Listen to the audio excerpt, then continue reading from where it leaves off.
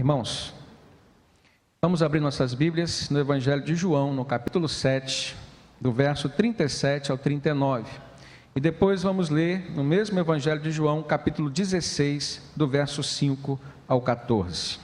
A palavra nos diz assim: No último dia, o grande dia da festa, levantou-se Jesus e exclamou: Se alguém tem sede, venha a mim e beba. Quem crer em mim, como diz a Escritura, do seu interior fluirão rios de água viva.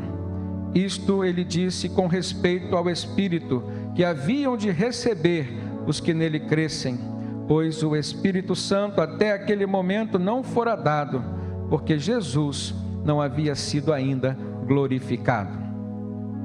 Mas agora vou para junto daquele que me enviou, e nenhum de vós me pergunta: para onde vais? Pelo contrário, porque vos tenho dito estas coisas, a tristeza encheu o vosso coração. Mas eu vos digo a verdade: convém-vos que eu vá, porque se eu não for, o Consolador não virá para vós outros.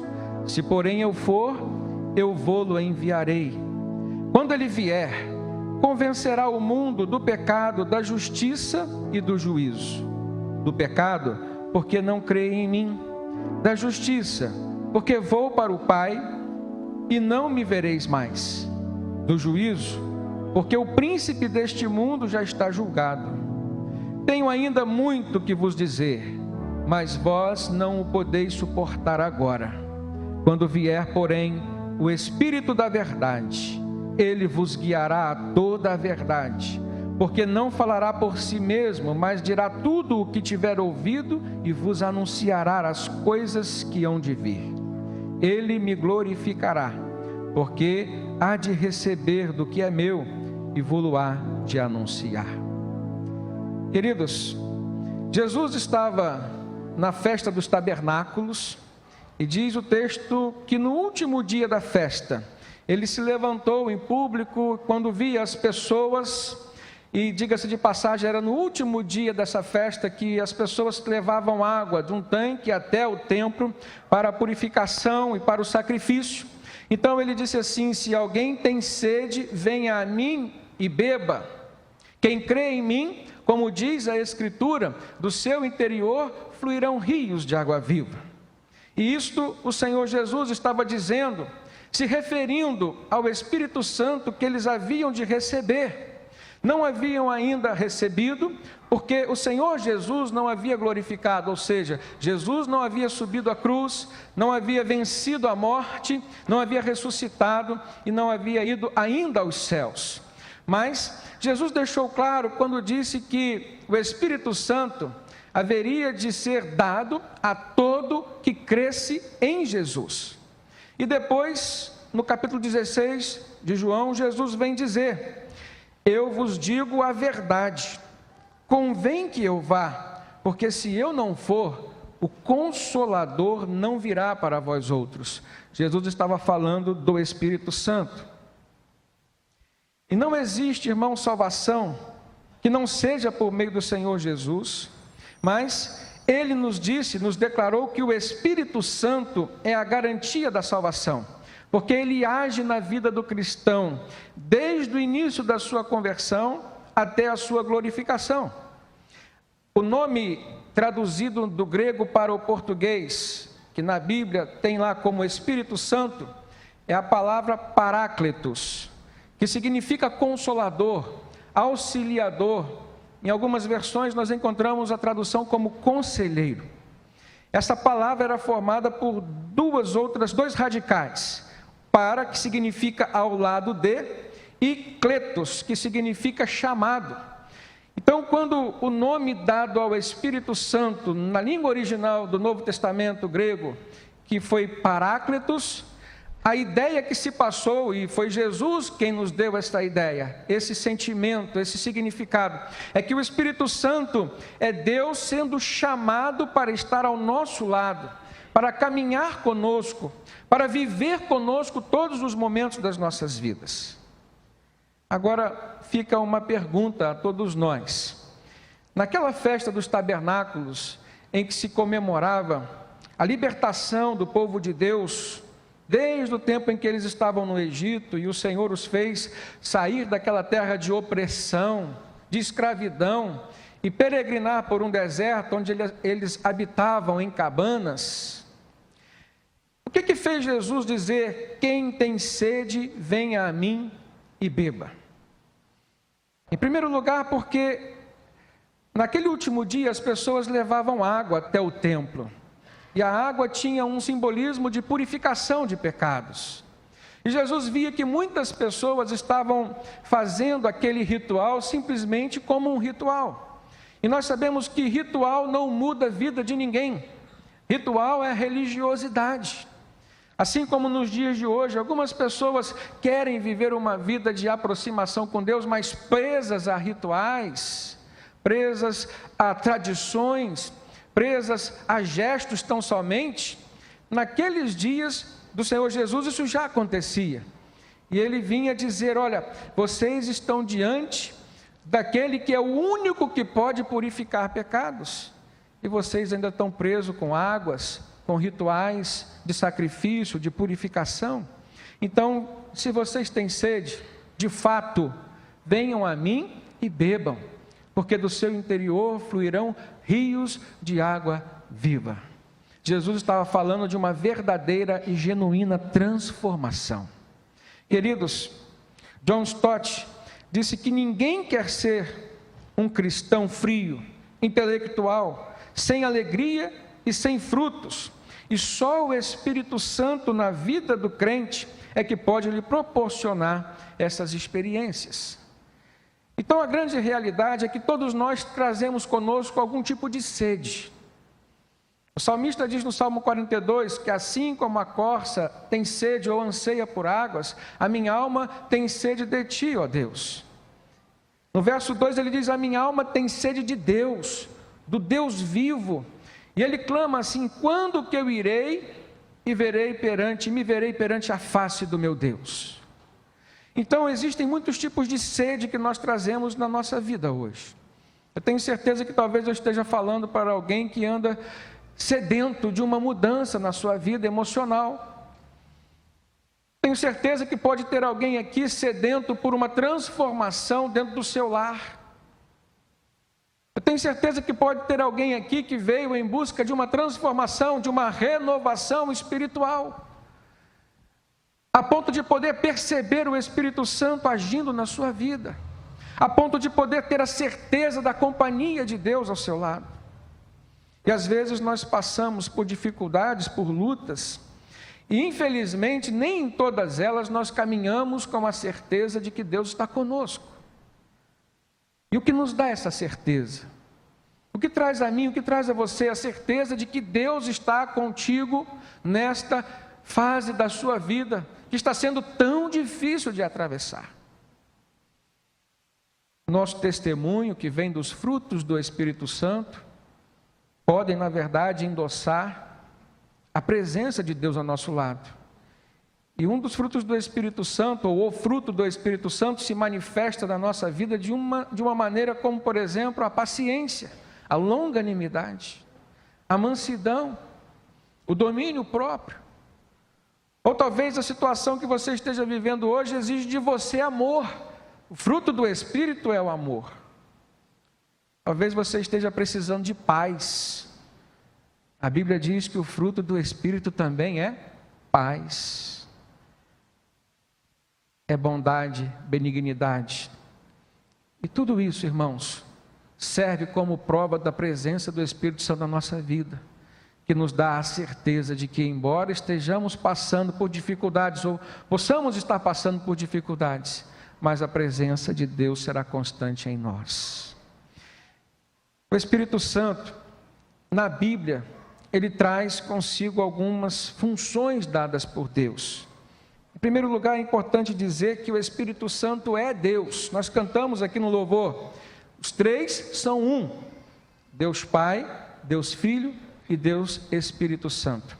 Mas, teologicamente, O Espírito Santo é o Deus que habita em nós. Jesus deixou isso muito claro, que ele haveria de vir para habitar permanentemente na vida daqueles que confessassem a Jesus como seu único e suficiente Salvador. E lá em 1 Coríntios 3,16, Paulo diz assim: não sabeis que sois vós o santuário de Deus e que o Espírito Santo, o Espírito de Deus habita em vós?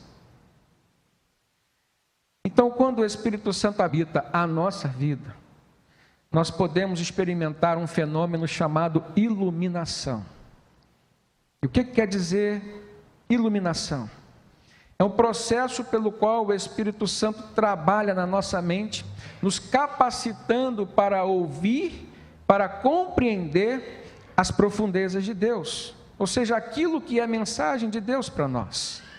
Isso você pode ver lá em 1 Coríntios 2,10, Paulo diz assim: Deus nulo revelou pelo Espírito, falando do Espírito Santo, porque o Espírito a todas as coisas perscruta, até mesmo as grandezas de Deus.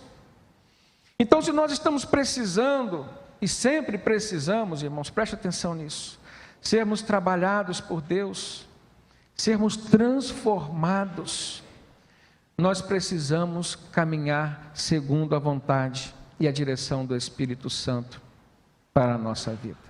O cristão, ele é sempre trabalhado e transformado pelo Espírito Santo, na medida em que ele é iluminado pelo Espírito, e assim então ele vai ser capaz de contemplar a grandeza de Deus. Talvez você possa estar pensando assim: quando foi a última vez que eu contemplei a grandeza, a beleza de Deus, o poder de Deus na minha vida? Talvez você esteja pensando sobre isso. Talvez você esteja pensando agora sobre o momento em que você está vivendo, precisando contemplar a presença do Senhor na sua vida.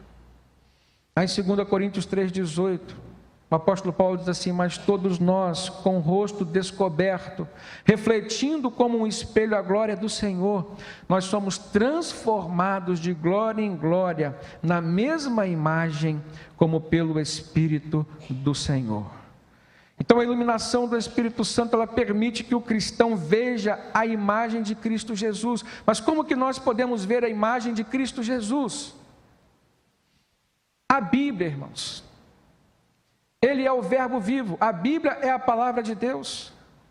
É nesse momento que nós percebemos que muitas pessoas, às vezes, levam anos e anos de sua vida tentando contemplar a imagem de Jesus de uma maneira que não lhe causa transformação.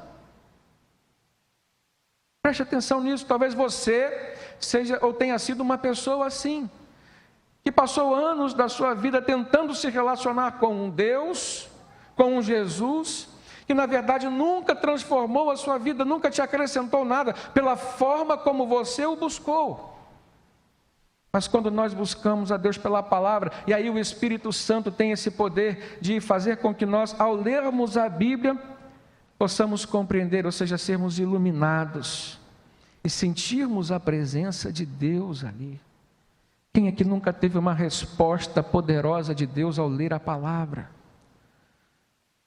Às vezes a gente passa por momentos de angústia, de dificuldade, eu já passei por momentos assim, e a gente ora, porque quando a gente ora, a gente fala com Deus, a gente se abre com Deus, a gente jejua, porque quando a gente jejua, a gente aumenta a nossa comunhão com Deus, não que Deus queira sacrifícios, mas quando nós tomamos essa iniciativa, é como se nós estivéssemos já abrindo mão de alguma coisa desse mundo que é material, em troca de uma coisa espiritual, que é a presença do nosso Senhor. Mas a maneira mais profunda de nós ouvirmos Deus falar conosco é quando nós abrimos a Bíblia e vamos lendo, e o Espírito Santo vai nos iluminando.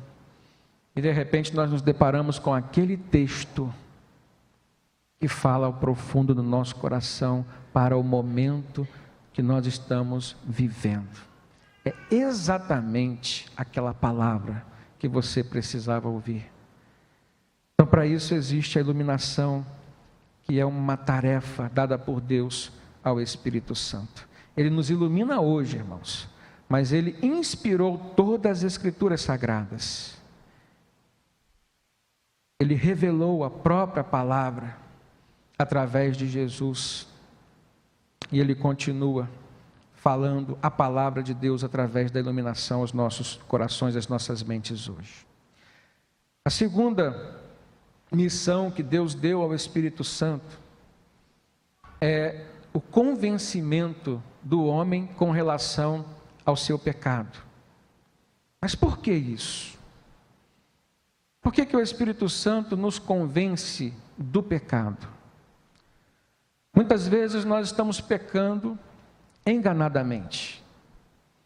Muitas vezes nós encontramos cristãos vivendo presos ainda em algumas raízes de pecado. E são pecados que vêm pela desobediência, são pecados que vêm pelos relacionamentos nos quais às vezes nós maltratamos o outro, às vezes o outro nos maltrata e nós não liberamos o perdão, então nós continuamos pecando, embora quem tenha feito mal foi o outro. E é o Espírito Santo que já está em nós, que começa a operar na nossa consciência, dizendo: você precisa liberar. Deu a clareza a nós com relação à figura do Pai, que é Deus. Jesus contou que naquela casa havia um pai, havia 2 filhos. Então nós entendemos, ele deixou claro que esses filhos somos nós. Ele disse que o filho mais novo pediu para o seu pai antecipar a sua herança e saiu para viver neste mundo de forma esbanjadora. Esse é o significado da palavra pródigo. E de repente ele gastou tudo que tinha.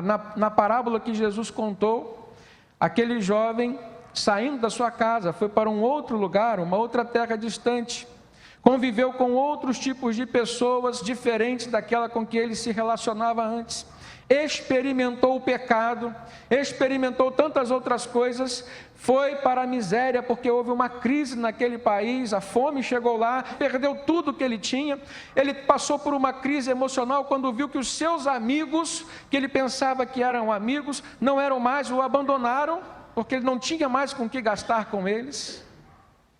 De repente, Jesus disse que aquele jovem caiu em si. É notório nesse momento, o texto de Lucas 15, 17, Jesus fala assim: caindo em si, o jovem disse: quantos empregados do meu pai têm comida de sobra, e eu aqui estou morrendo de fome. Eu me porei a caminho e voltarei para o meu pai, disse aquele jovem na parábola que Jesus contou. E o jovem colocou o propósito no seu coração de, ao chegar diante do seu pai, dizer: pai, pequei contra o céu e perante ti.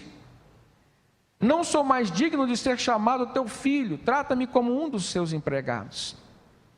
Queridos, nesta parábola Jesus deixa claro que o momento exato da mudança de pensamento daquele jovem foi o momento a partir do qual o Espírito Santo o convenceu do pecado em que ele estava vivendo.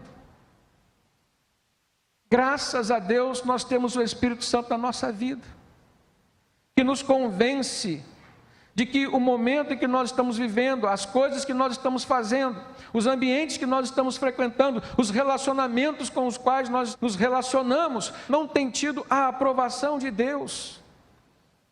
Agora olha para mim, você que é cristão, você sabe, não precisa ser hipócrita com você mesmo, você sabe, o Espírito Santo toca na sua mente, ele diz assim: isso não está certo, e você sente: o que eu estou fazendo não está segundo o propósito de Deus. Essa experiência todo cristão já teve, é o mover de Deus através do Espírito Santo na sua vida.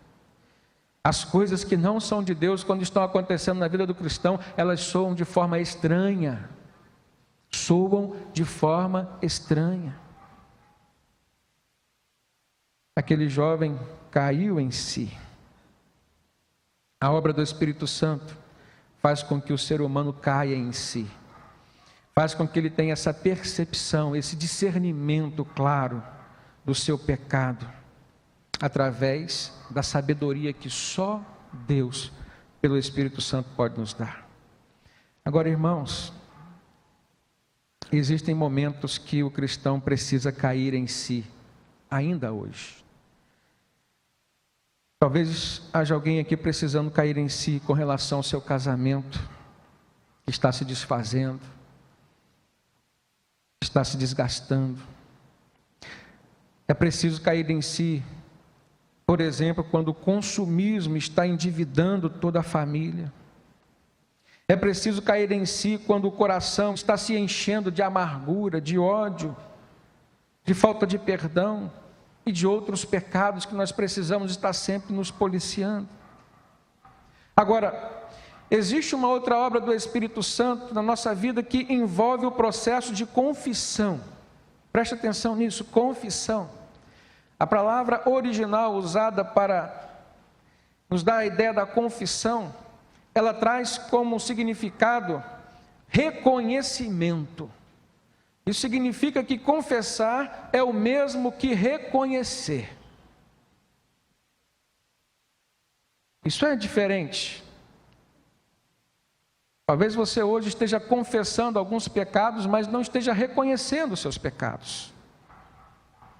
Confessar os pecados, às vezes simplesmente falando, não vai levar a nenhuma transformação na sua vida, porque isso não é a confissão verdadeira e genuína que o Espírito Santo coloca dentro de você.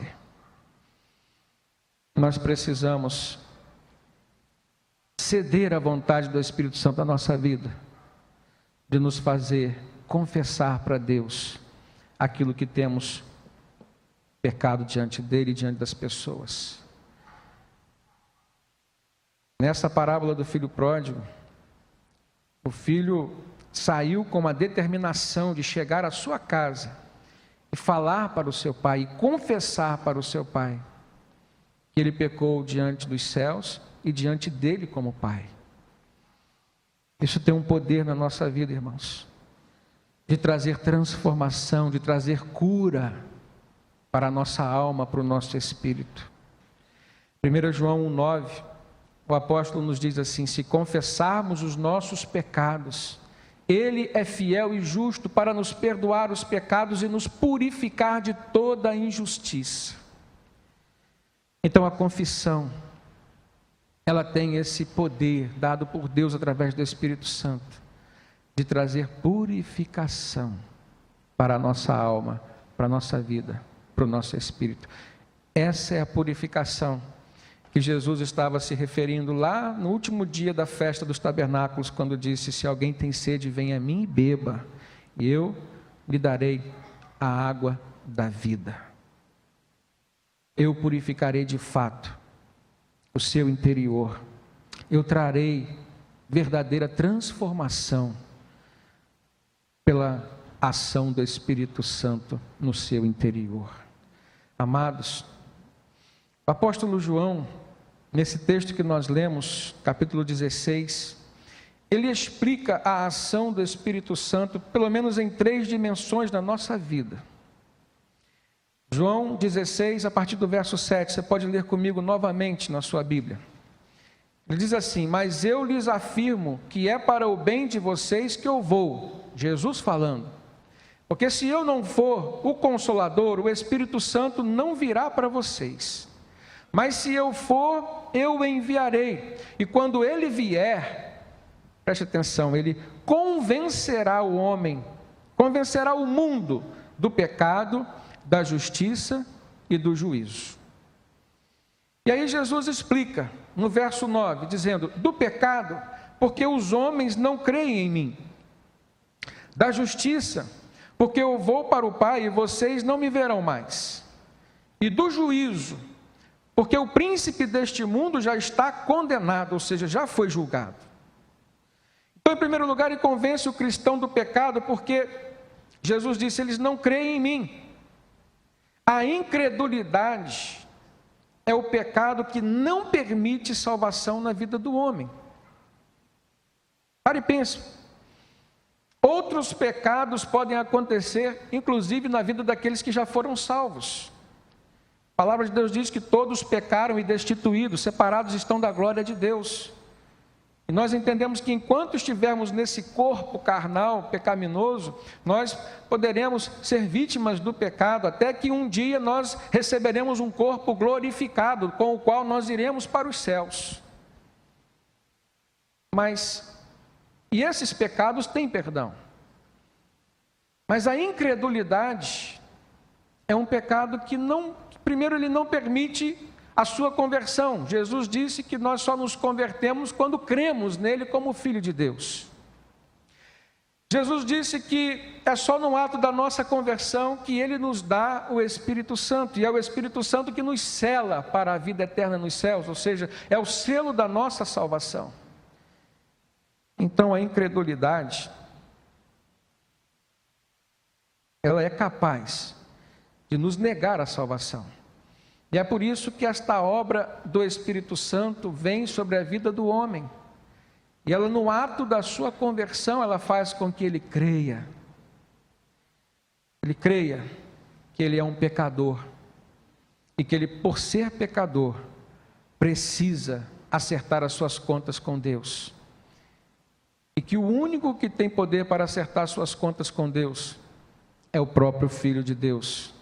Aquele que não conheceu o pecado, diz a Escritura, se fez pecado por nós. Ou seja, na cruz ele assumiu o meu lugar, o seu lugar. A Bíblia diz que ele rasgou a cédula de dívida que havia sido escrita contra nós por conta dos nossos pecados. Então ele nos livrou de toda a condenação eterna. Romanos 8 diz que nenhuma condenação há para aqueles que estão em Cristo Jesus.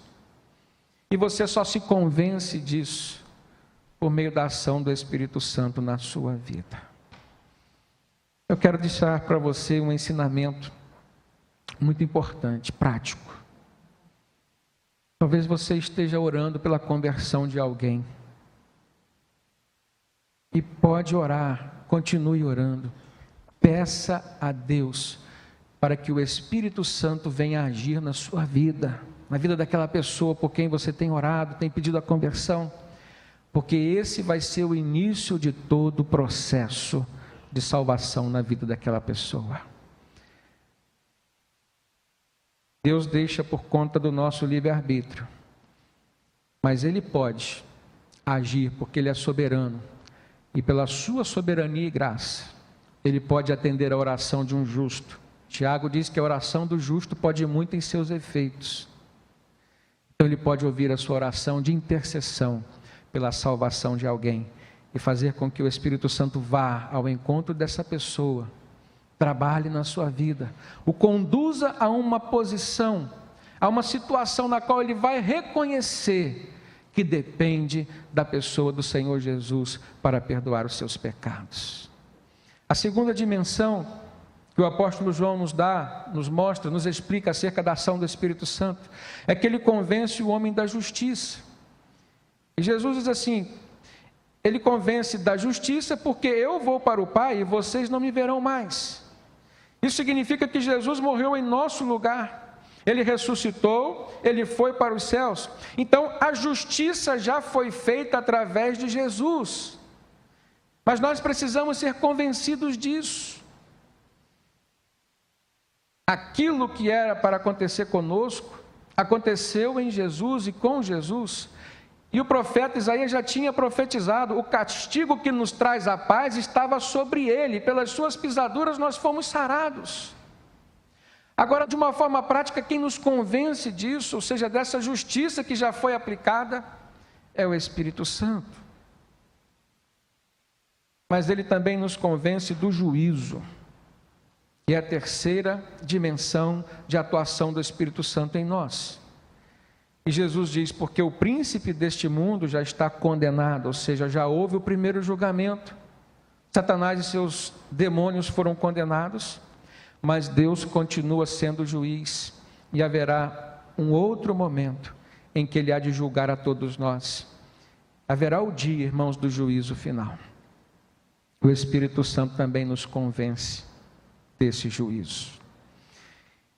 Então, para vivermos de uma forma integral a ação do Espírito Santo em nós, nós precisamos ter convicção de que somos pecadores, precisamos caminhar com a fé, a convicção de que a justiça que poderia nos condenar já foi feita em Cristo Jesus, e quando nós o aceitamos, Ele mesmo disse, quem tem sede vem a mim e beba, e do seu interior fluirão rios de água viva. a justiça já foi feita em Jesus, e por conta disso, no juízo final, nós estaremos livres de toda a condenação. Amém? Amados, lá em Efésios capítulo 1, verso 13, o apóstolo Paulo diz assim: tendo nele, falando de Jesus, tendo nele também crido, fostes selados com o Espírito Santo da promessa, o qual é o penhor da nossa herança, até ao resgate da sua propriedade, em louvor da sua glória. Há duas coisas aqui importantes. Paulo está dizendo que nós fomos selados pelo Espírito Santo, que foi prometido.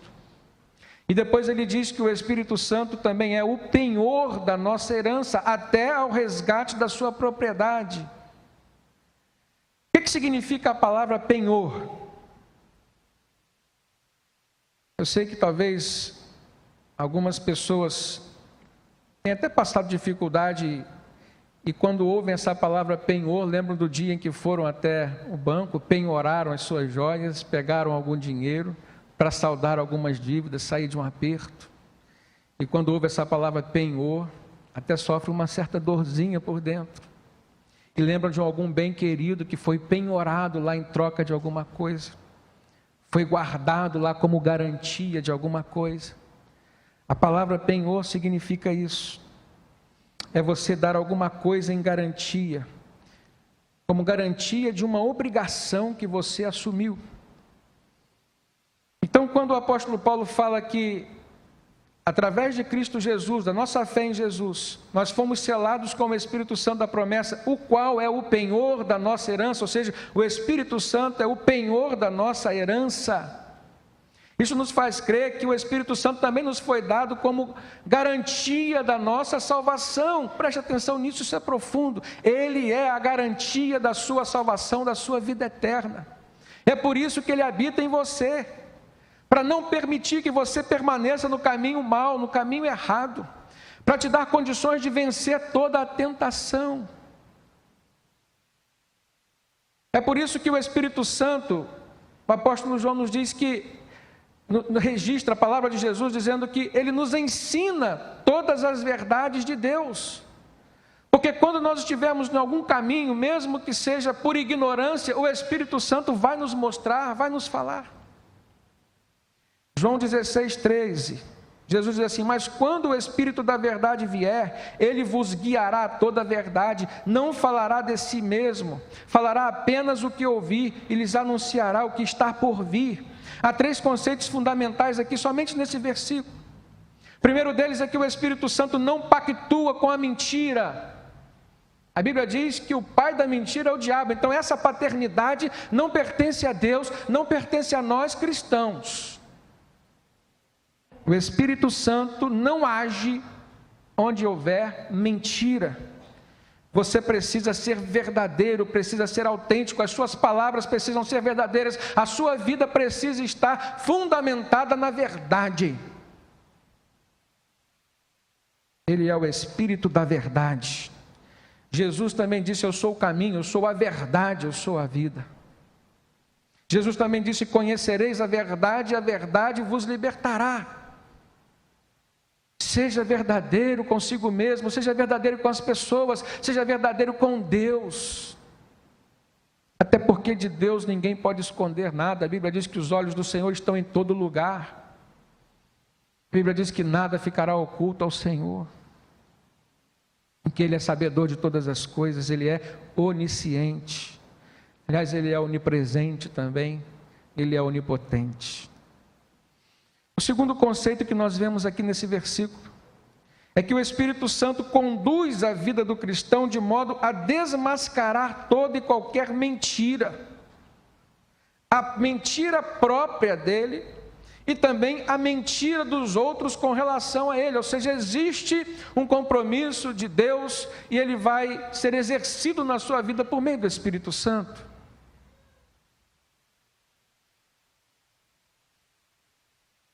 Se o Espírito Santo é o penhor da sua salvação, a Bíblia diz que os mentirosos não entrarão nos céus.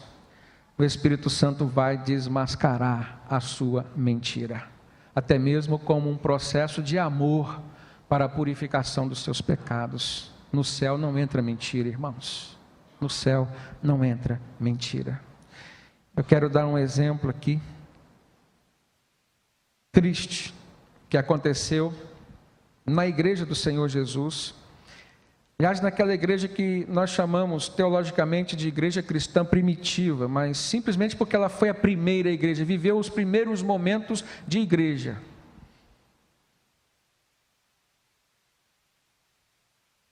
Naquele tempo havia uma perseguição muito grande contra os cristãos e muitos estavam passando fome. Muitos estavam sendo demitidos do seu trabalho por conta de declararem a sua fé em Cristo Jesus. E havia uma expectativa de que Jesus fosse voltar logo. Então, como um gesto de amor,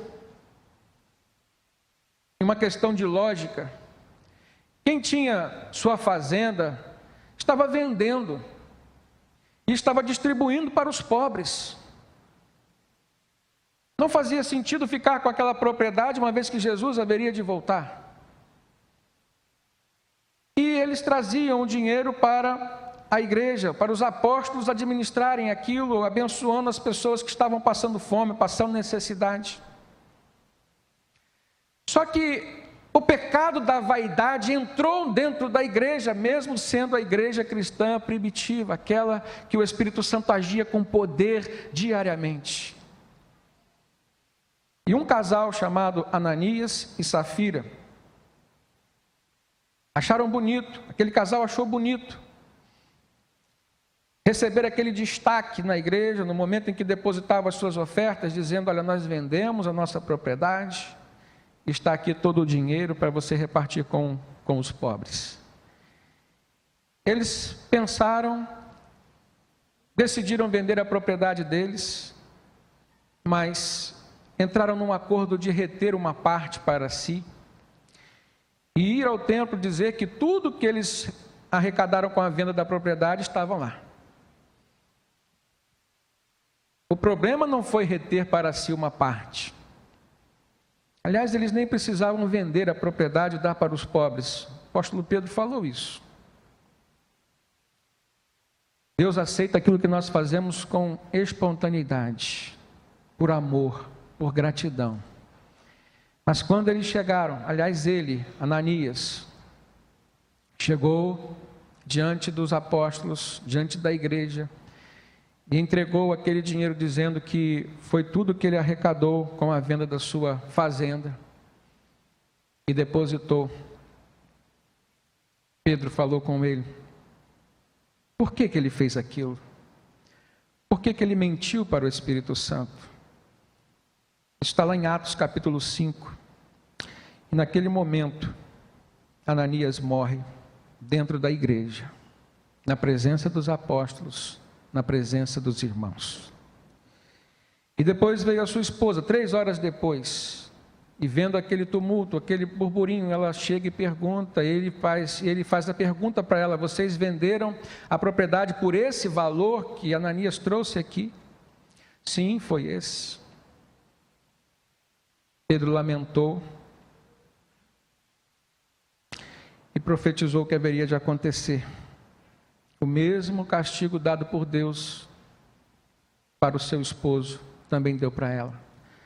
E lamentavelmente, ambos faleceram, porque mentiram para o Espírito Santo.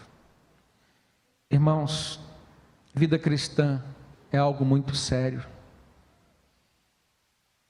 Quem quer viver verdadeiramente a vida com Deus, precisa encarar a realidade do Espírito Santo dentro de si. Precisa encarar a responsabilidade que é termos e fazermos do nosso corpo o templo do Espírito Santo. O que habita em você é Deus, é o Espírito Santo. Você precisa cuidar daquilo que você pensa, daquilo que você fala. Você precisa cuidar daquilo que você age, das suas ações. Mas o terceiro conceito fundamental que nós entendemos aqui é que o Espírito Santo também é um canal de comunicação entre você e Deus. Jesus disse que o Espírito Santo haveria de guiar a toda a verdade, mas também falaria, e não falaria de si mesmo, mas falaria apenas aquilo que ele ouviu de Deus, e anunciaria as coisas que estariam por vir. Irmãos, se queremos de fato ter uma vida cristã genuinamente na presença de Deus, nós precisamos viver com o sentimento e a certeza de que a presença do Espírito Santo dentro de nós precisa ser relevante em toda e qualquer circunstância. Não clame a Deus somente nos momentos de aperto, não clame pela presença do Senhor somente nos momentos de crise, mas zele pela presença do Espírito Santo na sua vida, em todas as circunstâncias. E por último, nós aprendemos que o Espírito Santo guia o cristão, mas é preciso que o cristão também faça a sua parte, ou seja, procure andar no Espírito. Lá em Gálatas 5, a partir do verso 16, o apóstolo Paulo diz para a igreja cristã assim: por isso digo, vivam pelo Espírito Santo, ele diz, e de modo nenhum satisfarão os desejos da carne. Pois a carne deseja o que é contrário ao Espírito, e o Espírito deseja o que é contrário à carne. Eles estão em conflito um com o outro, de modo que vocês não fazem aquilo que desejam. Mas se vocês são guiados pelo Espírito Santo, não estão mais debaixo da lei, ou seja, não estão mais sujeitos à condenação. Ora, as obras da carne são manifestas da seguinte forma, diz o apóstolo Paulo: imoralidade sexual, impureza e libertinagem, idolatria e feitiçaria, ódio, discórdia, ciúmes, ira, egoísmo, dissensões, facções e inveja, embriaguez, orgias e coisas semelhantes. E eu os advirto, diz o apóstolo, como antes já os adverti, que os que praticam estas coisas não herdarão o reino de Deus. Porque se o Espírito é santo, ele não vai habitar num corpo que busca a todo instante se profanar. Viver o evangelho verdadeiro, genuíno, é caminhar com essa certeza de que todos esses pecados foram abandonados. O apóstolo Paulo diz: se alguém está em Cristo, nova criatura é. As coisas velhas já passaram, e eis que tudo se fez novo. Você pode repetir comigo? Se alguém está em Cristo, nova criatura é. As coisas velhas já passaram, e eis que tudo se fez novo. Quando nós andamos no Espírito Santo, irmãos, ele faz algumas coisas importantes na nossa vida. Ele nos convence do pecado, atuando na nossa consciência humana. Ele nos dá força para vencermos e também deixarmos o pecado, ou seja, sermos essa nova criatura. E é Ele quem transforma a nossa vida, através do seu fruto, que o apóstolo Paulo vem declarar aqui na carta dos Gálatas, capítulo 5, verso 22. Ele nos enche de amor, de alegria, de paz, de longanimidade, de benignidade, de bondade, de fidelidade, de mansidão e de domínio próprio. Seja esse cristão que o Senhor deseja que você seja. Viva com a verdade. Firme as suas decisões, os seus pensamentos na verdade. E você então será guiado constantemente pelo Espírito de Deus. Amém?